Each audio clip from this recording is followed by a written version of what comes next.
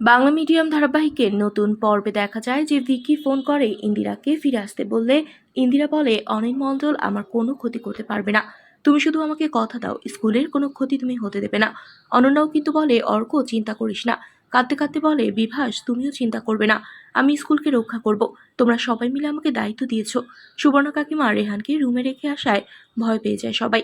অর্ক ও সায়ন ছুটে আসে বিভাস ও সুবর্ণা। মা বাবার চিৎকারেও দরজা খুলছে না রেহান।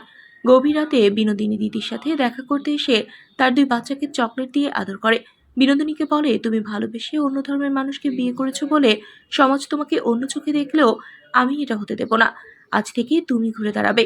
এদিকে ভিকি এসে দরজা ভেঙে ঘরে ঢুকলে রেহান বলে আমি কি শান্তিতে একটু ঘুমাতেও পারবো না। ওদিকে ইন্দিরাকে ফিরে যেতে বললে ইন্দিরা বলে ফিরে আমি যাব না। ওই অনিল মণ্ডলের সাথে কাবাডি আর লাঠি খেলায় আমাদেরকে জিততেই হবে। তুমি দেখিয়ে দিবে যে গ্রামের লোক তোমাকে একঘরে করে রেখেছে, সেই গ্রামের ভালোর জন্যই তুমি কি করেছো। এদিকে রেহানকে কিন্তু সান্ত্বনা দিচ্ছে সবাই।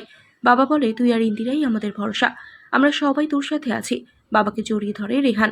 এদিকে সবাইকে লাঠি খেলা প্র্যাকটিস করাচ্ছে ইন্দিরা। এতদিন পরে লাঠি খেলা করতে পেরে মহারাজের কথা মনে পড়ে ইন্দিরার। সবাইকে বলে মহারাজের সম্মানে আমাদেরকে জিততেই হবে। নিবেদিতা দেখছে আর বলছে তুমি জিতবে ইন্দিরা। তারপর কাবাডি খেলোয়াড়দেরকেও সান্ত্বনা দিচ্ছে। ঠিক সেই সময় ইন্দিরা দেখতে পায় বিনোদিনী চলে এসেছে। ইন্দিরা সহ সবাই মহা খুশি। ইন্দিরা বলে সবকিছু ভুলে লড়াই করতে হবে। তুমি আমাদের কাবাডি দলের ক্যাপ্টেন, তবে তোমার দলে আমাকেও নিও।